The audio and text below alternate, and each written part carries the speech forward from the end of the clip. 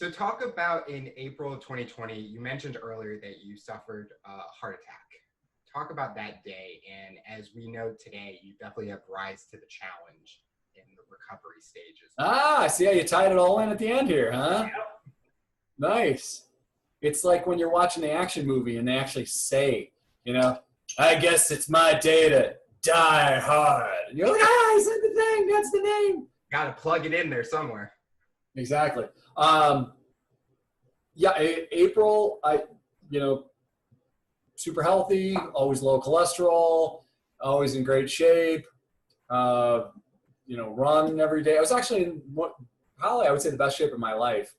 And typically run a mile a day. I don't eat a lot of fatty foods, not because I don't love them. It's because if I look at a piece of bacon, I gain weight. And, I mean, I got to fit my ass behind a podium. So, and plus I like beer and I'm not giving that up. So, I give up some things. So, I take care of myself. Never had any history in my family, nothing. And I woke up to a massive heart attack, massive. Almost died, couple quick stent surgeries and then open heart surgery 3 days later, where I again had a heart attack on the table. Super charming. And out of nowhere, like the doctors, I had one doctor look at me and says, Mr. Gray, your case is so fascinating. You don't belong here. I'm like, yeah, I know. Thanks, man.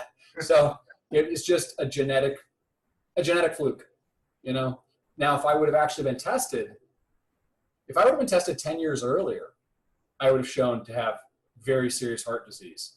The doctors, I said, how long would this have taken to build up in my system like this? And they said 15, 20 years. So I was in my 20s, when I was having heart issues and didn't know it, never knew it, super healthy.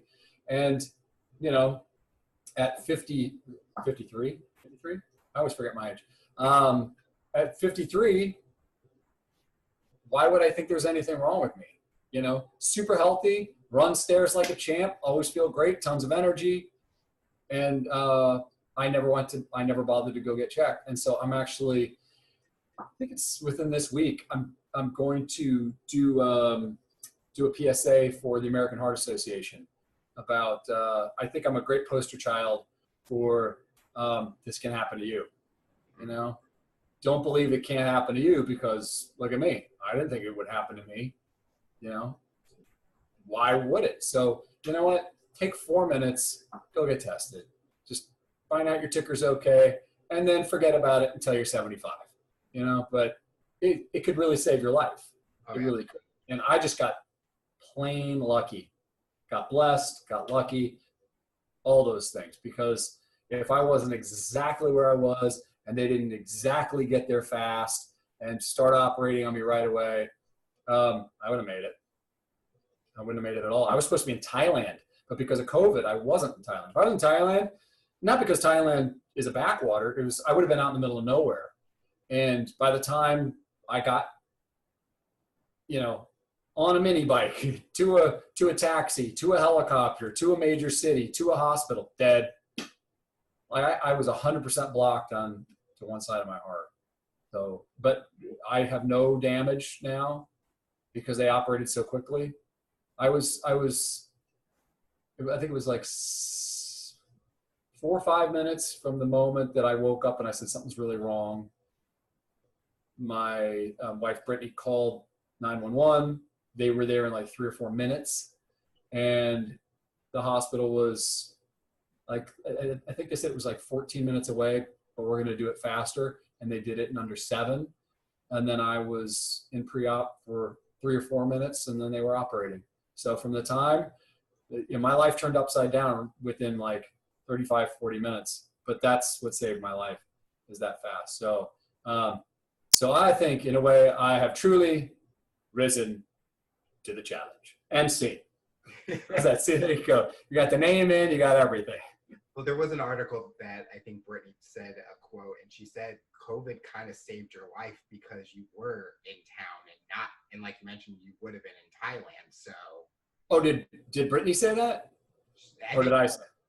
one of you two said it. It was in an article because I think I'm not saying I didn't say it. There was a lot going on. I mean, you know, a lot of oxygen wasn't getting in my brain at some point. So, but yeah, absolutely. That's a very fair statement. That I mean, I was down. I have a house in Bisbee, Arizona, which is this really amazing little mining town on the Mexican border, about an hour and 45 minutes south of Tucson. And Brittany and I hopped on a motorcycle and rode down there. And I mean, I was riding back, you know, 12 hours earlier. If I was on the bike when that hit, oh, I would have killed us both, you know? So, or if I was in Bisbee, they would have had to medevac me up to Tucson.